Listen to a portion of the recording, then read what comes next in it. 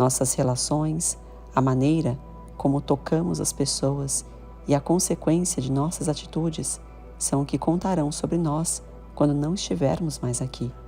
Portanto, em qualquer idade, pergunte-se: como quero me manter vivo mesmo depois que partir? Talvez essa seja a fórmula mágica da longevidade.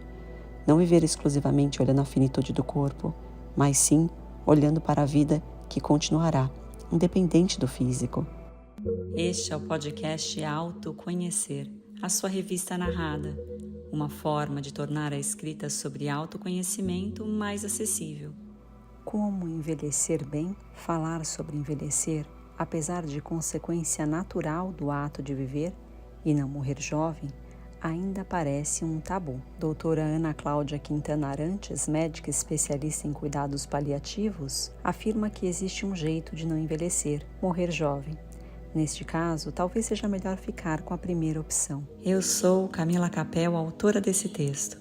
Para ganhar mais pontos de vista e construir o seu autoconhecimento, continue ouvindo essa leitura. Gosto de pensar no envelhecimento como a doutora Ana Cláudia Arantes também coloca.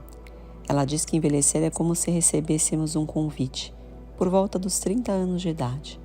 Na verdade, uma convocação, que diz que dali 30, 40 anos, seremos levados para uma viagem. E não há como dizer não. Uma viagem para um deserto, como o Saara. Ali será muito seco, muito quente de dia e muito frio à noite. Nosso corpo vai sofrer por condições extremas e não poderemos levar muita roupa ou abrigo. Ou seja, estaremos mais expostos a todas as intempéries. Fiquei com essas palavras de Arantes na mente. Entendi o que certa vez o empresário Abílio Diniz disse em uma entrevista. Comecei a fazer 80 anos aos 29 anos de idade. Desde então, penso no meu próprio convite e olho como cada pessoa ao meu redor, também convidadas, estão se preparando. Há aqueles que desde os 30 anos começam seu preparo, como quem vai fazer uma viagem à Lua e precisam aprender até se adaptar aos efeitos da gravidade. Na Lua não caímos, mas nessa, no deserto, caímos com qualquer ventinho mais forte. Outros esquecem da viagem e lembram-se na véspera, correndo para se preparar um pouco. Há ainda aqueles que acham que o convite é falso e testam seus limites, judiando do seu único meio de transporte para esta terra árida e descuidam completamente do seu corpo durante uma vida inteira. Chega o momento, todos serão levados, mas não há um avião que nos leve e desembarca a gente lá de uma vez. É uma viagem de trem sedutora, cheia de escalas e paisagens deslumbrantes.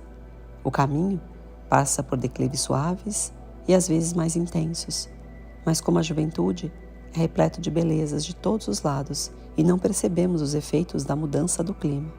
Mas um dia nos vemos lá, inspirada nessa viagem humana do declínio físico, onde anda o trem da vida.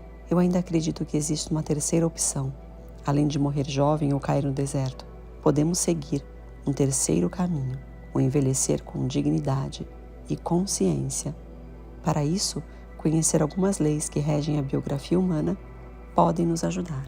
Do ponto de vista da curva de vitalidade, a cada setênio, períodos de 7 anos, nosso corpo vai amadurecendo e vamos ganhando capacidades físicas que nos possibilitam nos apropriarmos de nossa individualidade, que podemos chamar de nosso eu.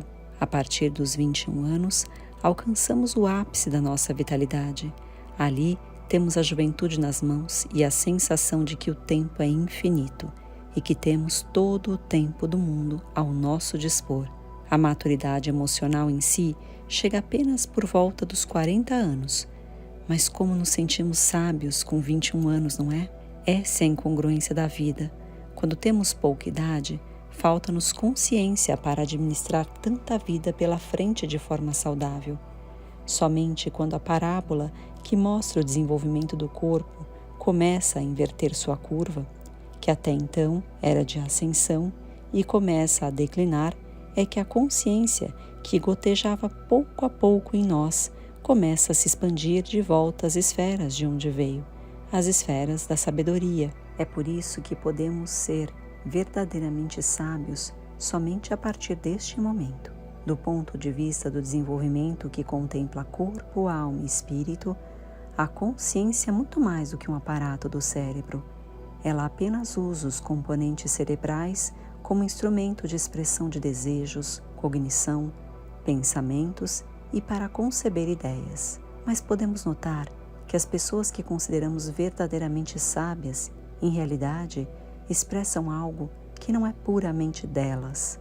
Suas palavras são permeadas de beleza, poesia e virtudes que nos tocam a alma. Podemos reconhecer, ao ouvir alguém que já percorreu a longa estrada da vida, que os seus conselhos vêm carregados de um brilho e forças que superam o puramente humano. Podemos perceber nelas o toque divino. E é por isso que a verdadeira sabedoria de fato representa a junção homem e forças espirituais, que através de seus pensamentos deixam no mundo um pouco do céu. Talvez, por sua curva já ter mudado a direção, de fato seja isso. Elas estão, como as crianças, no meio do caminho. A criança vem chegando pouco a pouco no mundo terreno, e os idosos já caminharam bastante. Portanto, ambos estão entre o céu e a terra, e cada grupo, ao seu modo, traz o hálito divino. A criança traz isso pela sua presença, regada de frescor e graça.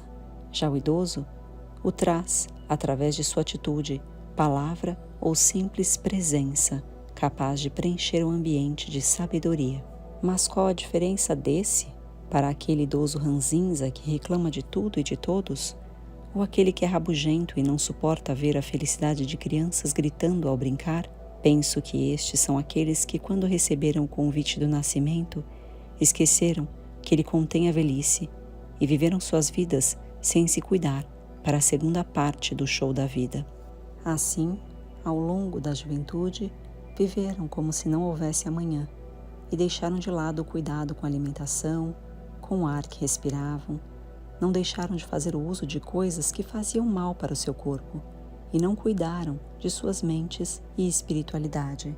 Ignoraram sua porção humana, que, como tudo que tem vida, nasce, cresce, desenvolve, fenece e morre, descrevendo um ciclo no tempo. Cada vida humana, do ponto de vista físico, também descreve este ciclo. Conta com começo, meio e fim. Mas uma característica dos ciclos é que eles sempre recomeçam. Mas então, como a vida recomeça depois do fim do corpo físico, precisamos acrescentar a esta visão nossa porção anímica, que podemos pensar como nossos estados de ânimo, estados da alma. Esta, sim, pode continuar mesmo quando não estivermos mais aqui. Quantas vezes nossa família carrega sentimentos de gerações anteriores, sentimentos que os nossos antepassados sentiam, e quase podemos senti-los a partir da escuta de suas histórias. Através do sistema de crenças de uma família, fazemos reviver emoções que ela carrega há gerações. Também, quantas famílias revivem histórias de raiva e rancor que passam de pai para filho? Neste sentido, vemos que os ciclos são transgeracionais. Assim, através dos nossos filhos, nós também vamos continuar aqui de certa forma. Mas podemos ir além. Podemos ser mais do que corpos que estão aqui, continuando ciclos transgeracionais por meio de repetições de hábitos e sistema de crenças. Há uma margem de escolha para cada ser humano que o liberta da corrente de repetição dos ciclos viciosos. E isso será o resultado natural do desenvolvimento da consciência individual de cada ser humano. A partir do autodesenvolvimento, podemos continuar, agora por meio de ciclos virtuosos. Mais do que comer bem e fazer exercícios desde os 30 anos, talvez o convite do envelhecimento saudável exija um pouco mais: o autodesenvolvimento e a busca por se autoconhecer, porque é isso que fará a diferença para não sermos levados pela corrente cíclica que nos empurra para seguir uma manada, como se nossas escolhas não existissem e fôssemos levados por uma enchente. Cada individualidade é capaz de refletir conscientemente sobre sua vida e tomar as rédeas dela, nas suas próprias mãos. Penso que os idosos rabugentos não sejam pessoas ruins, são apenas aqueles que foram arrastados pela força da água e não perceberam que a própria vida lhes cabia. Seguiram o ciclo, sem consciência, e de repente se veem já com bastante idade, com a perspectiva curta de futuro do corpo, limitados não apenas por suas incapacidades físicas, mas também mentais e espirituais. Suas chances de liberdade estariam na consciência, que pode expandir seu infinito, mas também não encontram essa ponte com algo além de seu físico, pois não cultivaram esta relação durante a vida. Portanto, se você já percebe que a vida é muito mais do que começo e fim do seu corpo, eu te convido a começar a fazer 80 anos hoje. E se você, de fato, já está mais perto disso, comece a fazer 100 e pense que todo o tempo que temos é oportunidade de nos relacionarmos e reafirmarmos nossa essência, pois essa continua viva, como memória para aqueles que ficarão até quando partirmos. Nossas relações, a maneira como tocamos as pessoas e a consequência de nossas atitudes são o que contarão sobre nós quando não estivermos mais aqui. Portanto, em qualquer idade, pergunte-se: como quero me manter vivo mesmo depois que partir? Talvez essa seja a fórmula mágica da longevidade. Não viver exclusivamente olhando a finitude do corpo, mas sim olhando para a vida que continuará, independente do físico. Para finalizar essa reflexão sistêmica, nada melhor do que trazer Bert Hellinger, alemão que trouxe o conceito das constelações sistêmicas. Ele fez a passagem em 2019, com 95 anos, vivendo de forma ativa até o fim da vida, através do trabalho e da escrita de livros. Em seu último, ele nos brinda, mais uma vez, com uma sabedoria. Ele diz mais ou menos assim: já vejo a morte se aproximar há alguns anos. Posso vê-la cada vez mais perto e a encaro com grande respeito, mas não ouso dar um passo em direção a ela. Para continuar ouvindo conteúdos que te conectam a você mesmo, fique por aqui ou acesse www.autoconhecer.com e escolha outras formas de construir seu autoconhecimento.